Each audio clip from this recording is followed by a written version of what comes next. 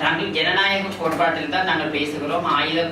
ஆயுத போராட்டம் என்பது 70களினுடைய பிற்பகுதியில் ஆரம்பிக்கப்பட்டு 80களினுடைய பிற்பகுதியில் அது தீவிரம் பெற்று 3ஆம் கட்ட ஈழப்போர் என்கின்ற கோட்பாடு 90களின் பிற்பகுதியிலே வலிமை அடைந்து அது பல்வேறு விதமான திசைகள் நோக்கி சென்றது. பல்வேறு விதமான ஜனநாயக கோட்பாடுகளில் நம்பிக்கை இழந்ததன் காரணத்தினால் ஆயுதத்தின் மீது நம்பிக்கை வைக்க வேண்டிய தேவை இருக்கிறது. நான் ஆயுத போராட்டத்தை தவறு என்று இந்த காலத்திலும் சொல்ல மாட்டேன். அவர்களுடைய தியாகங்கள் தான் இன்றைக்கும் எங்களை வழிநடத்தி கொண்டிருக்கிறது.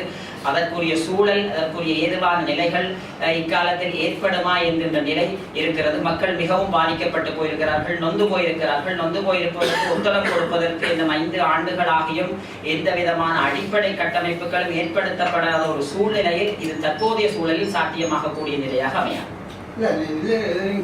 என்னன்னா சிங்கள தேசம் எங்களுக்கு எதுவும் செய்யாததை நீங்க நம்பிக்கையா இருக்கிறீங்க. அப்படியான ஒரு தேசம் எங்களுக்கு உதவி செய்ய வேண்டும் என்று நாங்கள் எதிர்பார்க்கவும் முடியாது. நாங்கள் எதிர்பார்க்கவில்லை. அப்படின்னா நீங்கள் தலைவர்கள் என்று சொல்ற நீங்கள் இந்த தமிழ் மக்களுக்காக என்ன செய்ய போறீங்க? அதான் என்ன கேள்வி.